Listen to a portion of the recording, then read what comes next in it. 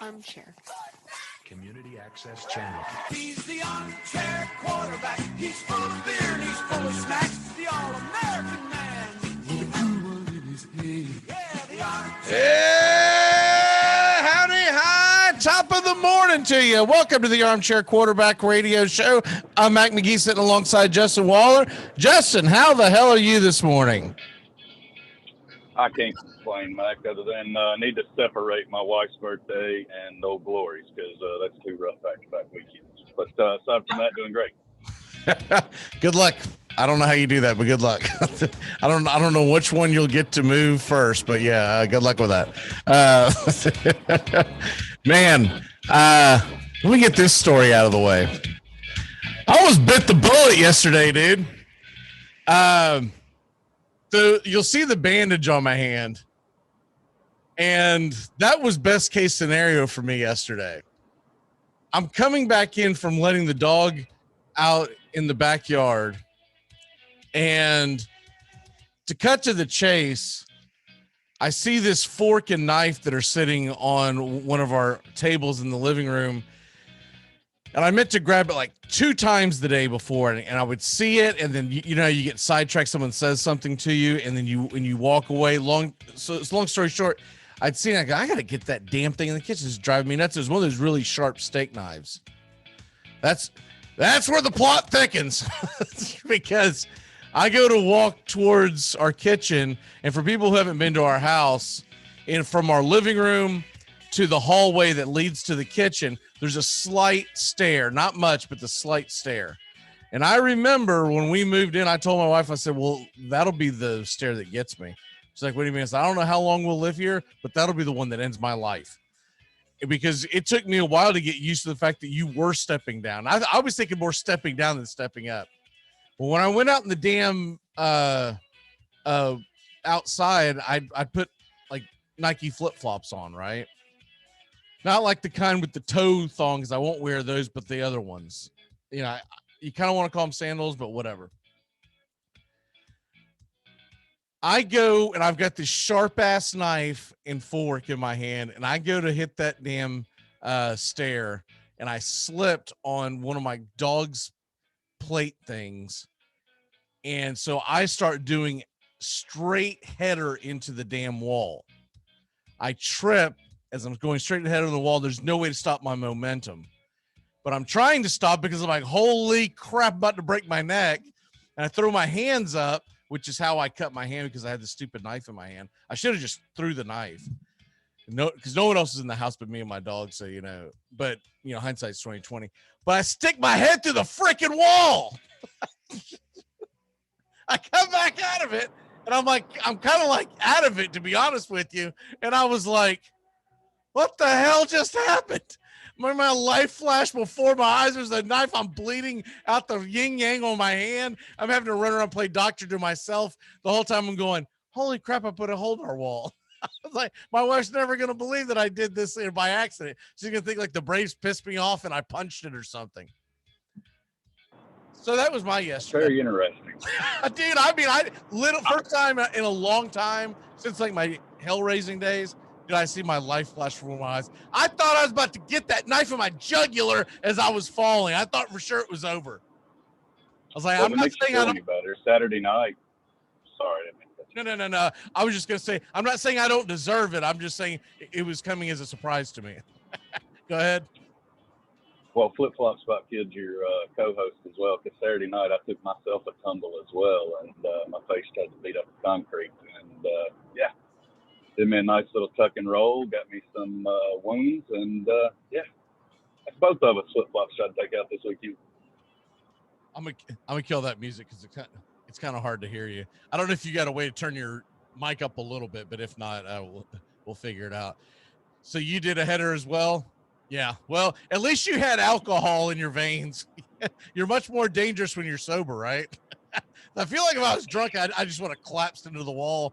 And I was trying, it happened right in the corner of the wall too. I was trying to catch myself on the corner, and I just wasn't thinking that I had that stupid knife in my hand. So when that happened, I mean, I just jammed it. My head's still sore as hell today, but I was like, You know what? That's about the best I can hope for. In that scenario, my big tumbling ass going straight to the wall, nothing but momentum heading that way. The best case scenario from that was no broken neck. I'm like, this is it. This is how I've always said the damn house was gonna get me. I just didn't know how it was gonna. I couldn't expect I was gonna slip in the shower and break my neck, and that's how it's gonna get me. But anyways, we'll move on. We both survived. Somehow, I don't know. Wouldn't that be a hell of a somber note this morning? They're doing a eulogy of you and I on the air. God, I didn't even know how to turn the show on. me and you up in the heavens, freaking drinking beers, saluting, going, sucks to suck. I think it was convenience that it was birthday 245 that took us both up. I don't know, man. I'm wondering if there's a plot against us now that I know that you almost bit the bullet. And not to make light of that, but that kid, the goaltender that died over the weekend for the Columbus Blue Jackets, what a terrible, terrible tragedy that is. And yeah, I hate to see the accidents that happen. Just a reminder, a little PSA for all the young ones out there, especially July 6th fireworks guy. One, knock it off before 10 o'clock. And two, man, y'all be safe. Come on. Everybody pay attention. We did the fireworks on the 4th, and we had one idiot that was out there, and I'll leave it at that. We had one idiot that I was about to get hostile with, because you got all these people that were standing around, and the person was trying to show off. Now, we ended up not giving that person any more fireworks, so that kind of squalled it. But I'll tell you more off air about as far as this person's personality. But anyways, it's not really important to the story. But we shut off some fire. I went crazy and bought a bunch of the fireworks, at the discount stand the day before. And you know how you get, well, I say discount stand, but they weren't on discount yet. I should have waited. But you know how you'll get them and you go, I don't know what the hell I've bought. And so I went in there and threw about $100 at fireworks and just seen what would hit. And some of them were cool, and some of them were like, are you serious right now? That's what I bought. Well, the sparklers I got sucked. I mean, dude, they didn't even really sparkle. Like, they were reminding me of, there was like 20 seconds of maybe sparkle, and the rest of them. Do you remember those things that parents would give you when you were kids that wouldn't explode so you would be safe? The snakes that you would, right. Yeah, that's what it was, like having a snake in your hand. I was like, what the hell? And so then I even tried to light like 10 of them at once in my hand to see if that would do things. Like, nah, this is just even a more pathetic showing.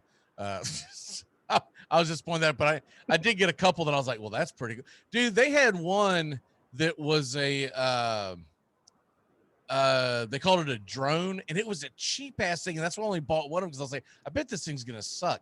I wish I'd have loaded up on this. That was one of the coolest things. It was a little plastic piece of crap that you lay on the ground, shaped like a plane. You light it, and I bet that thing went up 25 feet in the air, and pop, pop, pop, pop, pop. I was like, damn, that'd have been cool as hell to light like 5 of those at once. But anyways, I did enjoy the 4th. The 5th, I didn't enjoy. That's a hell of a day. I was supposed to do 3 shows yesterday. I barely got one in after I, had to go over here and play, play damn, Nurse Mary to myself. I called my wife just to let her know what was going on. I was like, look, I'm calling you to let you know, because I don't know if I'm going to pass out, and I want to make sure that, I'm checking in with somebody, because I guarantee I was concussed. But anyways, we'll move on from that. The NHL playoffs, I stayed up for the end of that. You ought to be proud of me. A lot of it had to do with the fact that I got so mad at the Braves game that I just said I'm not watching both. I'm just going to go to bed and watch the hockey game. The Braves have absolutely made me just miserable today.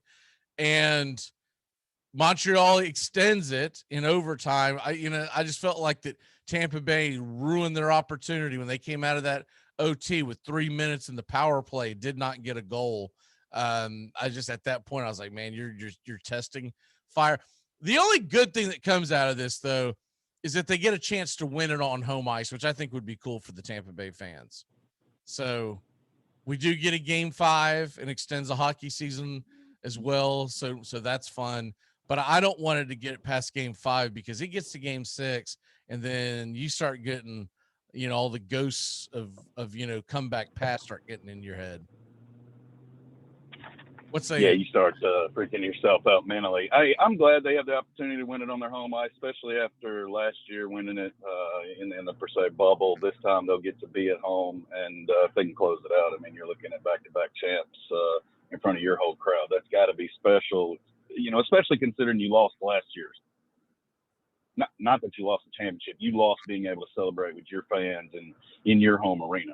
Right, exactly. And so to me, that's the cool part, especially because it's so sad and pathetic. The good thing is, whoever wins the championship this year, it's going to be in front of a sold-out crowd. It's not going to be that crap we have to see when they're in Montreal, when it looks like, it looks like, what, 15-20% they've got people in the stadium. It's so sad and pathetic to look at. It just drives me nuts. But we know if Montreal wins it, they will have had to have won it in front of a sold-out crowd. So that's the one thing. Well, never mind. What the hell am I saying? If Tampa Bay wins game 6, then no, that's not the case. But hopefully it gets done in either 5 or 7. Because if it goes 6, it might as well go 7. NBA playoffs start tonight. There are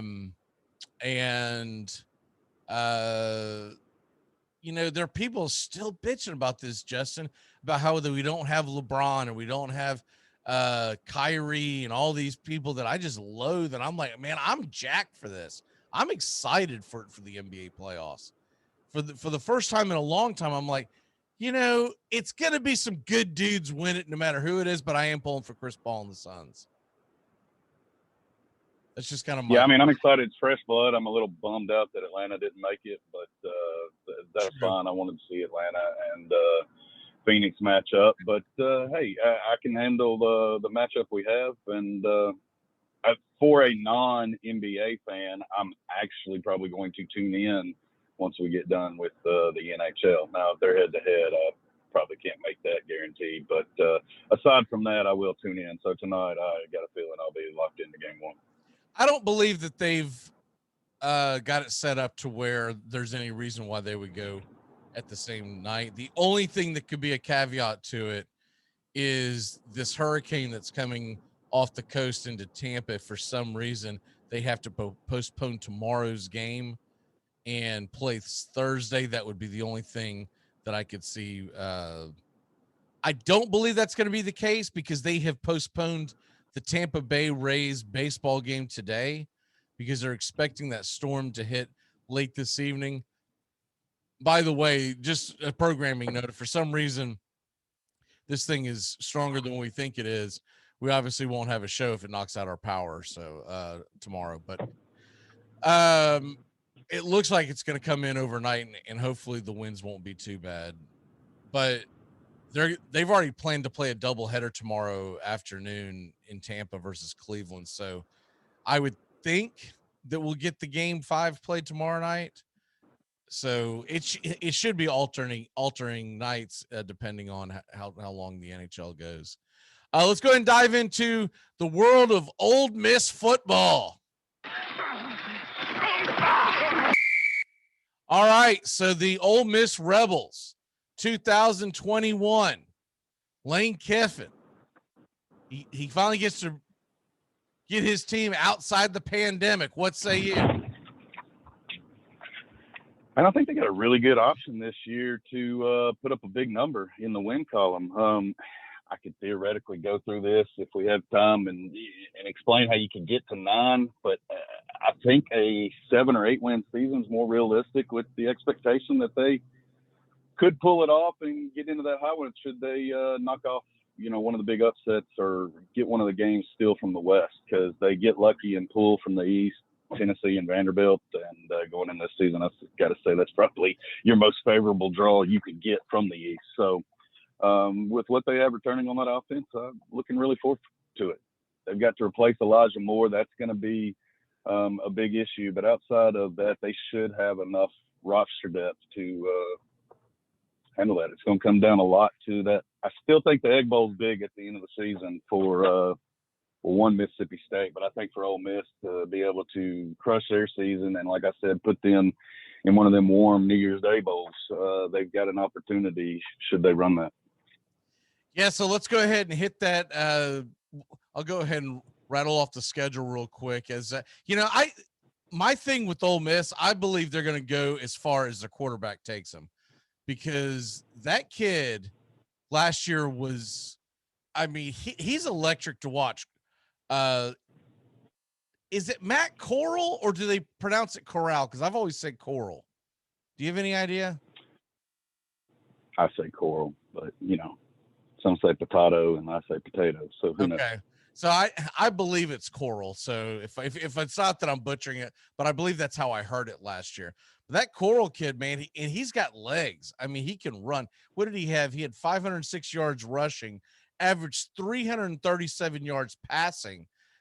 Ole Miss can put the points up. I think he's going to be even more dangerous. This could be a dark horse type of team when you're looking at the West. I don't know if necessarily they have enough to put it together to dethrone an Alabama, but who the hell does, other than maybe the Tampa Bay Buccaneers? But when you look at the fact that Alabama is going to be coming in with the new quarterback, Ole Miss, and we know that Lane Kiffin can go out there and put the fear of God into Alabama as he did last year. Ole Miss also tends to have their number for whatever reason. This should be an exciting season for Ole Miss football. So let's go ahead and start it off. They're going to play. It looks like that it's going to be in Atlanta against Louisville.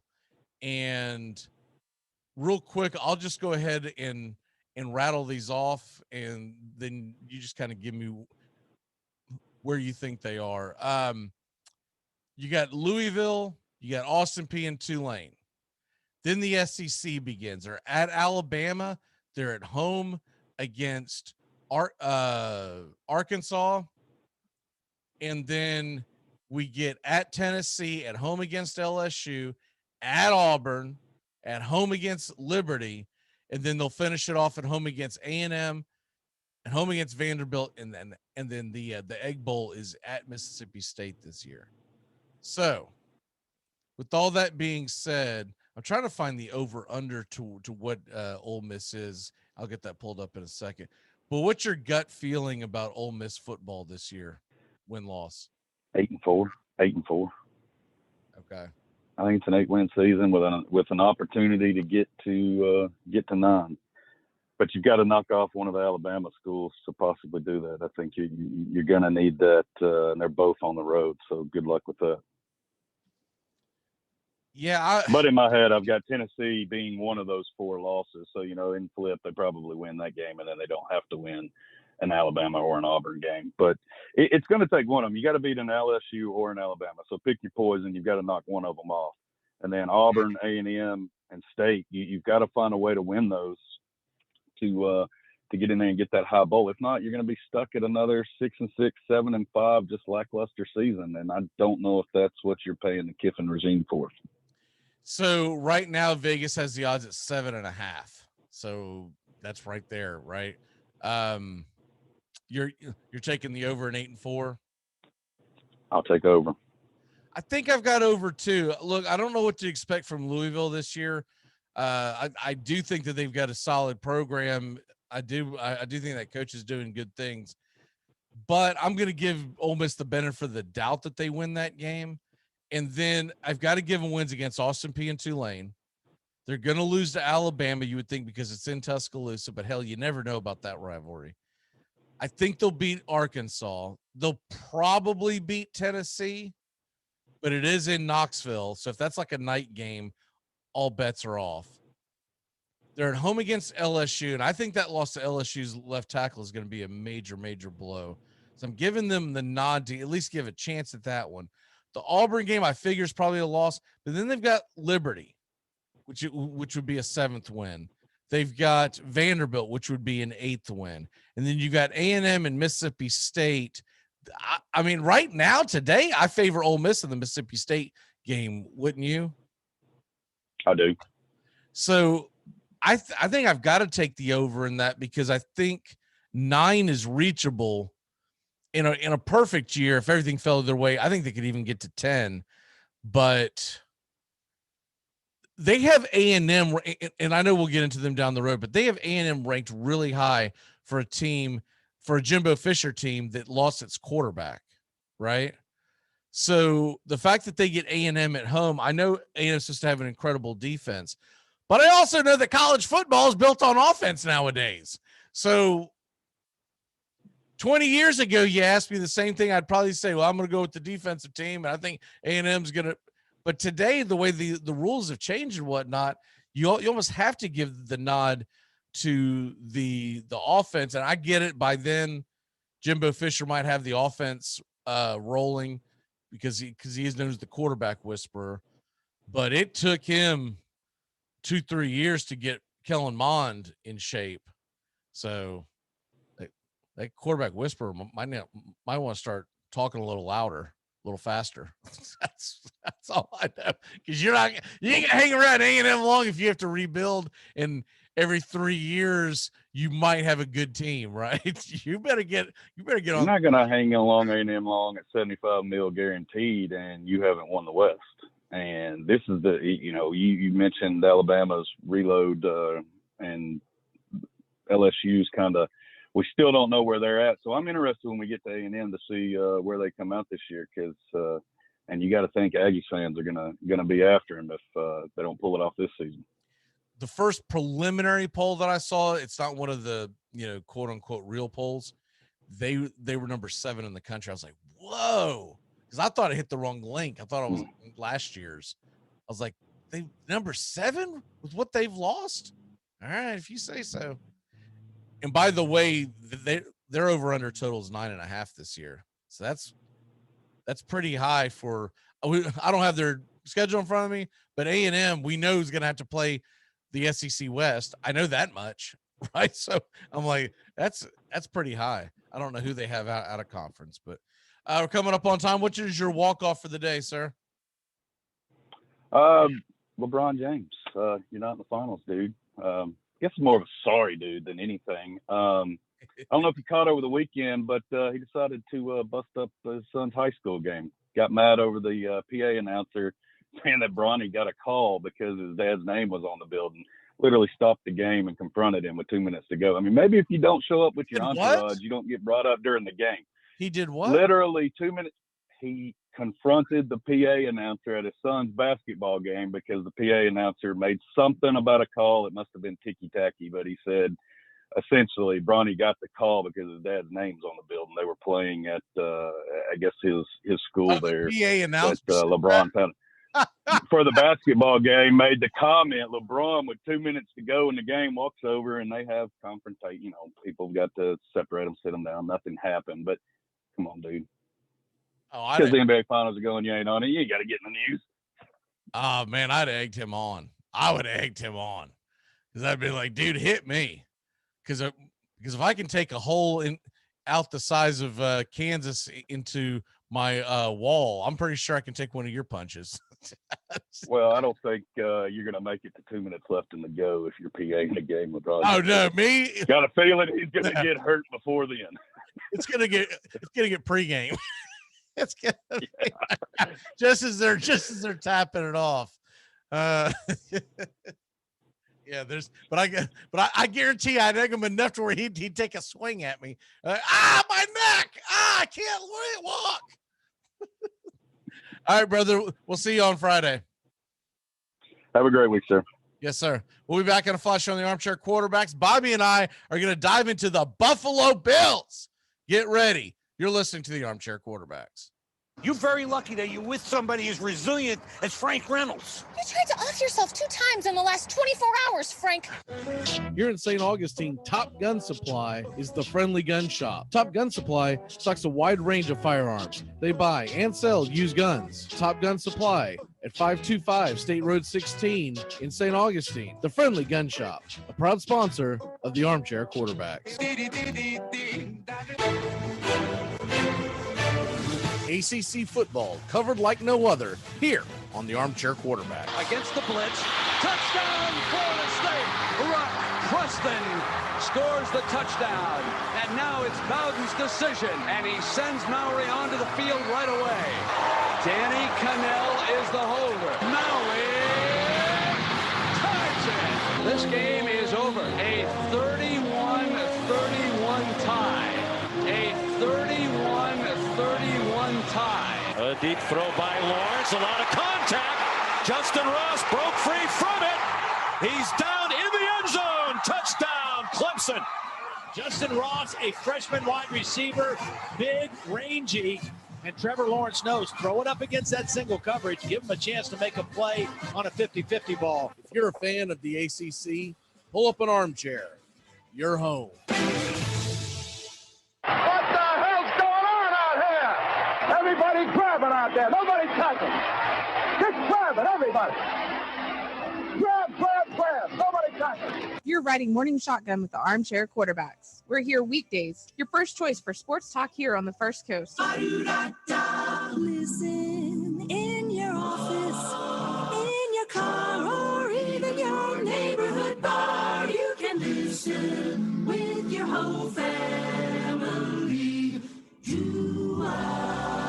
Hey, Jacksonville, winter is the perfect time to start planning for your healthy, pest-free spring lawn with True Green, America's #1 lawn care company. True Green's science-based approach and local expertise will help give your lawn the year-round care it needs to be thick and weed-free. Go to truegreen.com/radio to save 50% on your first service. Just call 866-946-5956 or go to truegreen.com/radio today and get a lawn to be proud of.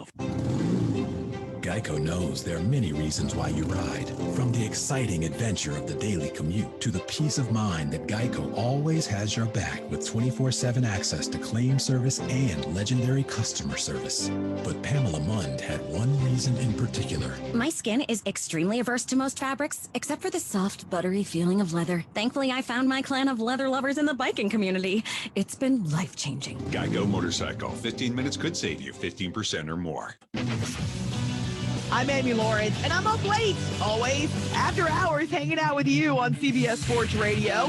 Check it out, 2 a.m. Eastern, 11 p.m. Pacific. We're crab people now. Crab. We're crab people now? Yes.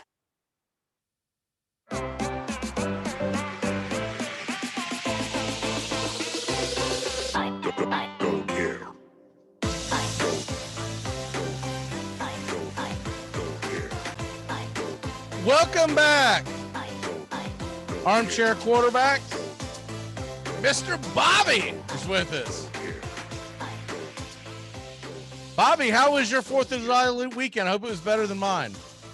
It was good for the most part. I went over to North Carolina to spend some time with my grandparents and cousin.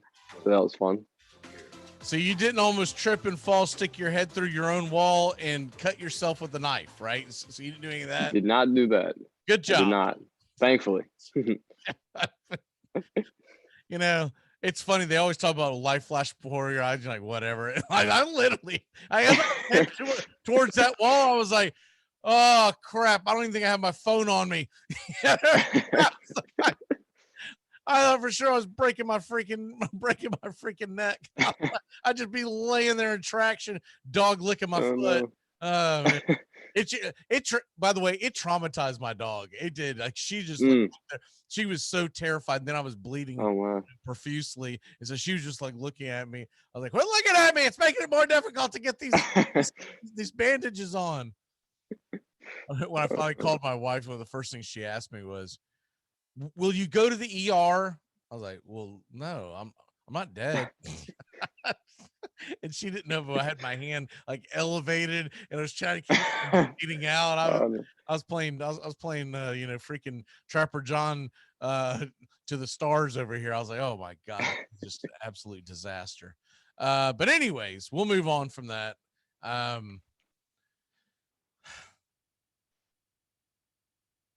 Before we get into the Bills NBA playoffs tonight, game 1, Justin and I were just talking about this. Man, I'm excited for this. I don't give a damn what anybody says. This is fun. Now, it would have been a little better if we knew Giannis was going to play in game 1, but to me, this is exciting. You've got two franchises. Somebody's going to win a franchise championship for the first time in over 50 years, right? Because the Suns, I saw a thing yesterday. Suns, is this their 53rd year? I believe in existence. And I do know that the last time the Bucks won the championship was in 70, which is 51 years ago. And that was the Kareem Abdul-Jabbar Bucks before he left to go to the Lakers. He LeBron the Bucks long before LeBron did anything. Are you excited about this, or are you? Yeah, I'm excited for the series. Like you said, I was hoping to see Giannis healthy in time for Game 1.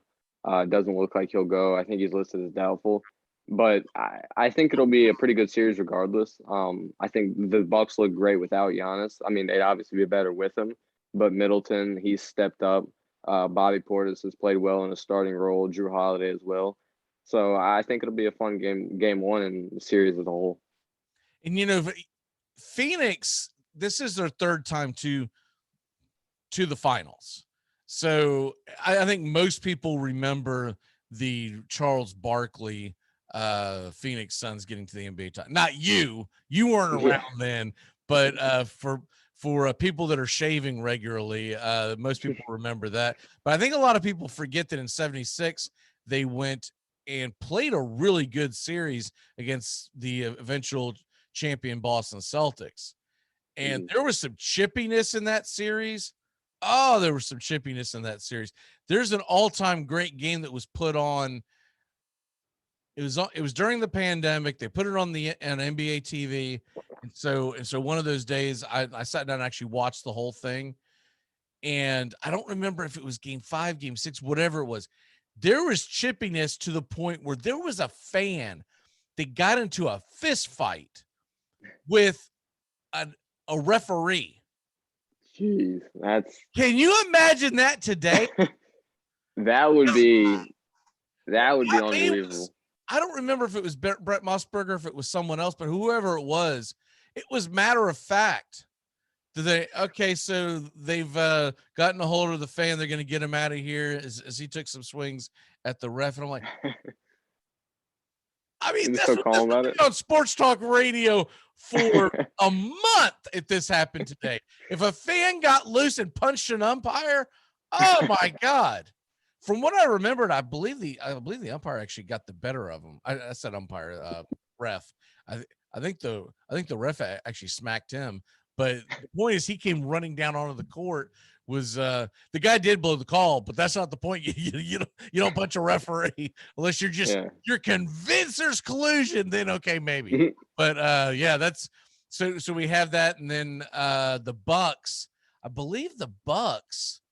I could be mistaken. I'm gonna look it up real quick, but I believe that when they won that title in 71 with Kareem, I believe that they went one more time after him because they always talked about. Okay, yeah, 1974. So, but they haven't been. They won it 50 years ago, and they haven't been in 47 years. So the 74. There's a shocker. Guess who beat them in 74? Who's that? The Celtics. Celtics. The answer's almost always the Celtics if it's pre-1980. If it's post-1980, it's usually the Lakers or the Bulls. Mm-hmm. But yeah, the Celtics. But they do have 16 division titles, which means absolutely nothing in basketball. But yeah, so there you go. I believe at one point, I think they were a Western Conference team. The Bucks were. That would make sense. Let me see. Well, yeah, they would have had to have been. Yeah. Because they played the Celtics in the finals. So yeah. And there's no way in hell that I know there's a lot of screwy things that went on pre-1980, but they didn't have the Boston Celtics in the Western Conference anymore because it's not like that team ever moved. So yeah, back then, it was considered to be West if you lived in Milwaukee, Wisconsin, because it was Midwest. If you were renaming all this stuff nowadays, you would not consider Milwaukee Midwest because you're not really in the middle of the West. When I think of Midwest, if you actually want to break down that word, I mean, I'm thinking Oklahoma, Colorado. But back then, when they were assigning these names, east of the Mississippi and anything close to the Mississippi was being looked upon as approaching the West. Because there was very, very, very little population out there. Because that's why your Atlanta Braves were in the National League West for decades. Because when they first came about, when they left Boston, they went to Milwaukee, and that was considered the West. And then when they transferred over to Atlanta, they just didn't move them for the longest time. I don't think they moved until like the mid 90s, and they came to Atlanta in 66. So you're talking about almost 30 years of the Atlanta Braves being considered West, which I always thought was just asinine. And it was a huge disadvantage to be playing in Atlanta, and all of your road games in your division are in California and beyond. Anyways, moving on from that, who do you have in the series? Because I'm taking the Suns, and I think the Suns are going to win it probably. I'm going to say 6. What say you? I think it largely depends on Giannis's health, and as up in the air as that is, I'm leaning towards the Suns right now, and I'm in the same area as you. I think they're going to win in 6. Which both would, if they do win in 6, they would be winning the title on the road. Excuse me. Now, if Giannis doesn't play at all, that's going to be 4 or 5. It could be 5. I don't think the Bucks could get swept. In fact, I think they could upset the Suns tonight, because Middleton and Lopez are playing out of their mind, and I think they can cause enough problems in the paint with them alone, not worrying about they're almost a more well-rounded team when Giannis isn't in there, because they don't feel like they have to force the ball to him. Because if you look at Giannis and his game, his biggest Achilles heel is if you can force him to shoot that mid-range jumper. He doesn't really have that in his repertoire at this point. Yeah. And I really thought over the last couple of years, when he would say that I'm going to improve my game in the off season and blah, blah, I thought that would be the one thing that he would come back with, is at least if you're Giannis, you have to give them the threat that you can pull up and hit the jumper from the elbow.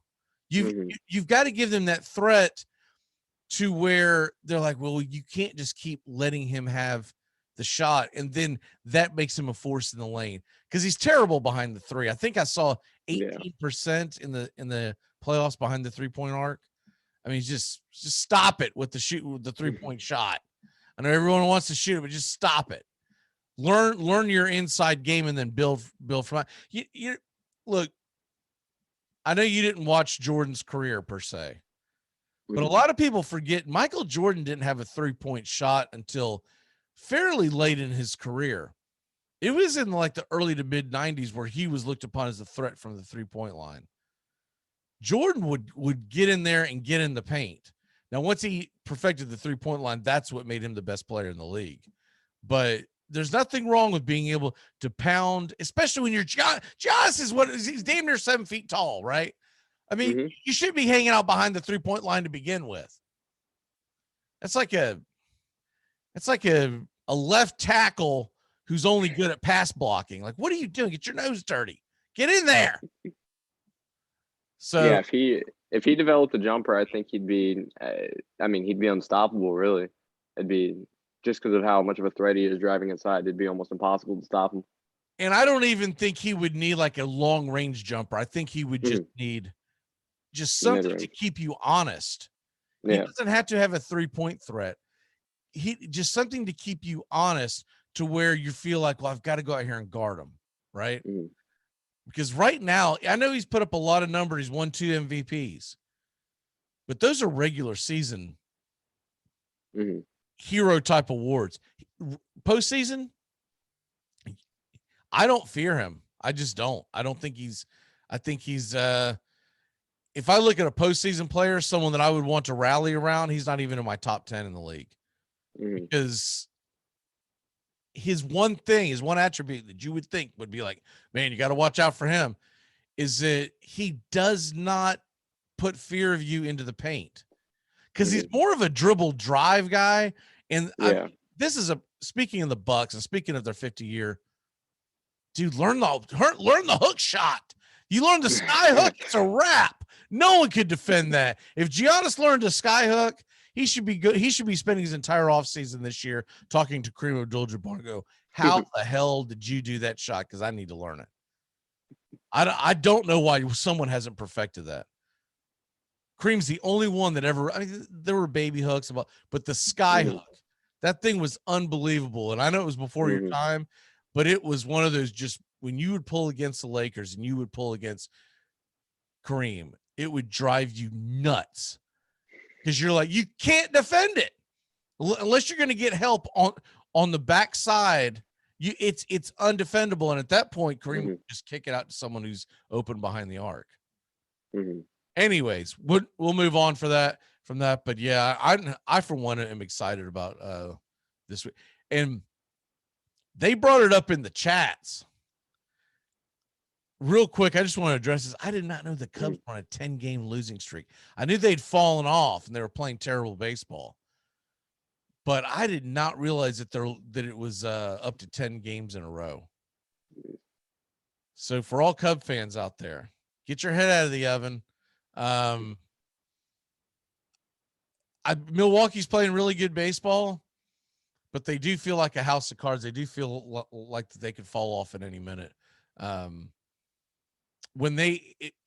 Milwaukee has not played a very, very tough schedule either. So when they get more into the meat of their schedule, I think Milwaukee could, but quietly, no one's paying attention to this team. The Cincinnati Reds, they're still 6 back, but they're hanging around. And so just, keep an eye on the Reds because they are a franchise that can get aggressive at the trading deadline, which we're not that far away.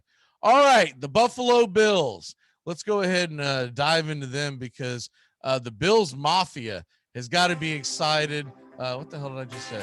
All right.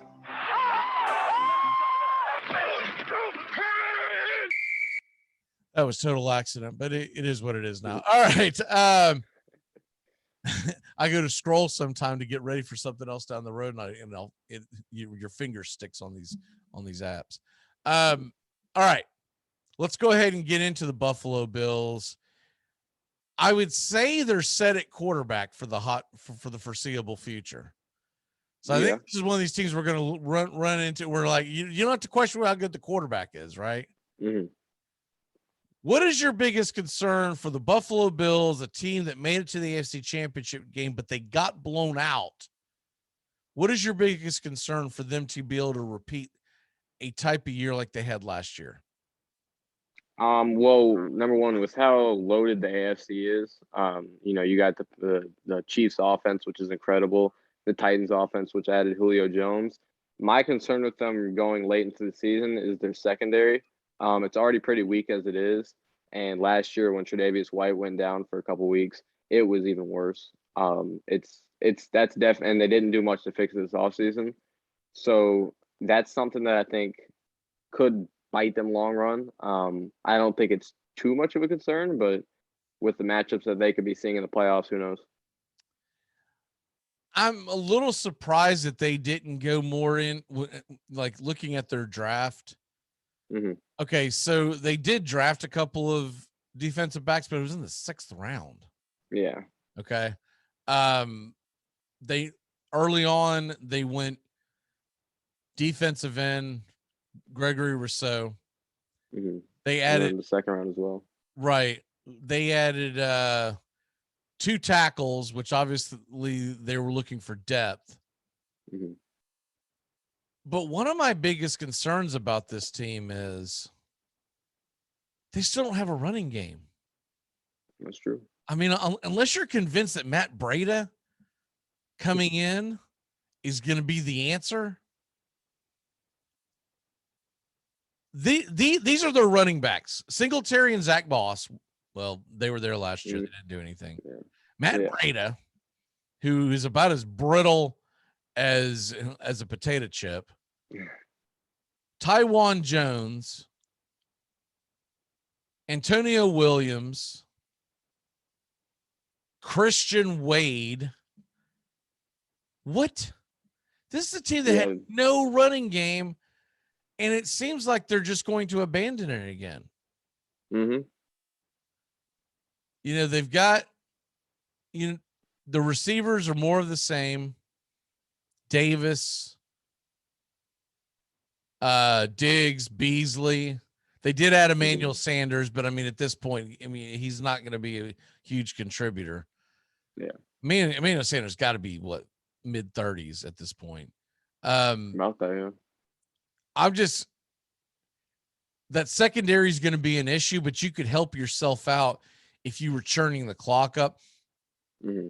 They had an elite defense a couple of seasons ago, and a couple of injuries, but also I believe it's their pace. Their pace of play puts their team in a hole. And when you watch the Bills, they can get up 17-0, whatever. It's not safe, because as quickly as they can score points, they can also go a bunch of 3-and-outs and put their defense back out there on the field. So I think it's going to be a very tricky season, but let's go ahead and get into it. As this year, by the way, they will start their preseason off this year at Detroit, at Chicago, and then home against Green Bay. Not that anyone really cares about preseason, but I do like to throw that out there. All right. They're going to start off Pittsburgh at home, at Miami, at home against Washington and Houston. I got them playing 3-1. I have them going 4-0 in that stretch to start the season. I think all those teams are beatable, and I think they'll handle business. I don't like their chances at Miami. And if they do beat Miami, I believe the Washington game could sneak up on them. They're probably better than all four of those teams, but I'm looking at the attrition of an entire NFL schedule. After that, you get at Kansas City, at Tennessee. Tennessee's on a Monday night. Kansas City's on a Sunday night. So you get 2 primetime games back to back, and then a bye, and then at home against Miami, and then they're at Jacksonville. Where do you have them after that? I think they'll drop both the Titans and Chiefs games. We saw what the Titans did to them on primetime last season. I think I don't think it'll be nearly as bad, but I do think the Titans will win that game, and I think the Chiefs will as well. I think they'll beat the Dolphins at home, and then I think they'll beat Jacksonville as well. Okay, so you got them 6-2. I'll probably have them around 5-3. I just figure they're going to lose one of those games, probably 2. Looking at that, Kansas City is going to be tough. Tennessee is going to be tough, and Miami coming off a bye, I give them a chance to right the ship there. But I'm with you. I wouldn't favor them in the Kansas City and Tennessee game, so I've got them at 5-3 at that point. Okay, then they go at Jets, at home against the Colts, at Saints, at home against New England. What you got? I have them going 3-1 in that stretch. I think they'll drop a game to the Colts. I think the Bills are overall a better team, but I think the Colts, I think they'll get kind of, they're that lucky kind of flip game, I guess, towards the middle of the year. It's hard to predict those, I guess, but I think the Colts will pull off a win in that game. I like that matchup for them.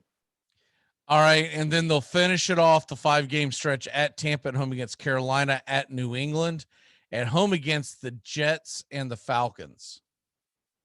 I think they'll go 4-1 in that stretch. I think they'll lose to the Bucs, their lone game.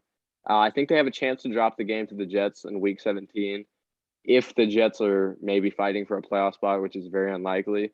So I'm going to go ahead and mark down a win for the Bills there. And yeah, I think they'll finish 4-1 in that stretch. So you've got them going 13-4 this season. With their lack of running game and their lack of what I think is a very average defense at best, even when they're healthy, I'm gonna take them at 11-6.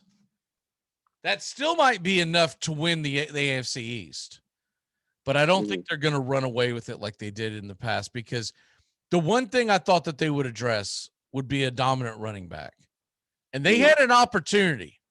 If they really wanted to put the fear of everyone in the division Najee Harris was sitting there when they drafted with the 21st pick, because I think Najee Harris went 24th or 25th. They didn't do that. But if you weren't going to do that, there were some defensive backs that you could have grabbed. They didn't do that. And I find it odd that they went with defensive end depth as opposed to a priority need. And I really think that's going to bite them in the end. It's time to go ahead and do if they get to the playoffs, and we'll do a actual big prediction show, but if they get to the playoffs, how deep are they going this year? I think they'll be an AFC Championship team. I don't think they'll beat the Chiefs. I think they'll probably match up against the Chiefs again, maybe the Titans, or maybe the Titans and Chiefs match up. But I think I'm saying AFC Championship for the Bills. Wow, so a repeat. Yeah. I don't know if they lose that again. Bills fans are gonna be like, "This is worse than when we couldn't win the Super Bowl. We're gonna keep getting to the AFC Championship game and not getting back." All right, turn back time. Here we go.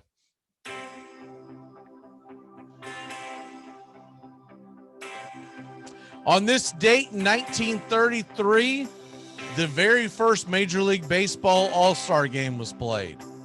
The American League wins 4-2 in Comiskey Park in Chicago. Babe Ruth hits the first All-Star home run. Now, why would that shock anybody? Babe Ruth,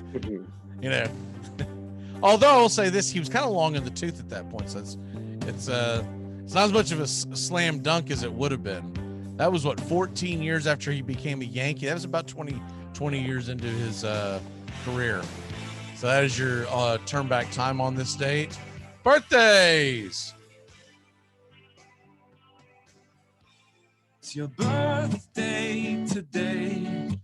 What does that mean? I guess I'll try to. Happy birthday, Mr. Willie Randolph. Do you know who he is? The name sounds familiar, but I couldn't stick it to someone. Fair enough. 67 years young, Mr. Willie Randolph, Major League Baseball second baseman. Most people probably remember him as he was the battery mate with the with the New York Yankees in the 1980s. He was in the same infield as Don Mattingly. Mr. Willie Randolph, which is weird. When I'm looking at his pictures, they got him in an Oriole hat. And I get it that I get that he was an assistant coach, but I'm like, come on, dude, you gotta remember a freaking Yankee hat.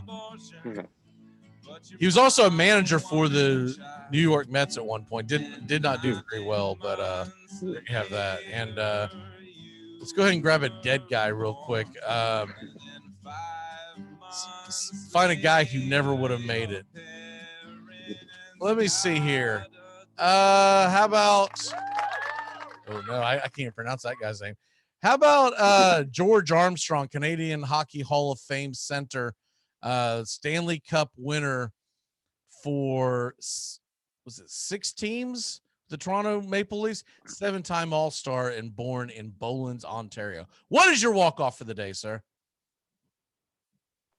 I got the Bucks Suns tonight, 8 Central Time. I think with how good the Bucks have been playing without Giannis, I think Middleton and Lopez and Drew Holiday, I think they could step up again and make it a great game. So I think it's and it's obviously there's big stakes, the finals now. So I think it's something you'll want to watch. I am looking forward to that. I'm looking forward to obviously the Stanley Cup tomorrow night. But today in Major League Baseball, look, obviously we all know I'm going to be locked in the Braves game. I'm always locked in the Braves game. But there's a pretty good matchup that's probably going under a lot of people's radar. And that is, I want to see what the Milwaukee Brewers, who have been red hot, what can they do against Jacob deGrom tonight? Jacob deGrom got crushed the other night by the Atlanta Braves, giving up 3 earned runs, sending his ERA all the way up to 0.95. It's ridiculous. That guy really is ridiculous. And an under the radar one that people might want to keep an eye on, White Sox Twins, Barrios versus Rodon. That should be a pretty good matchup for a Minnesota team that's in last place. Who the hell saw that coming? All right, we will see you tomorrow.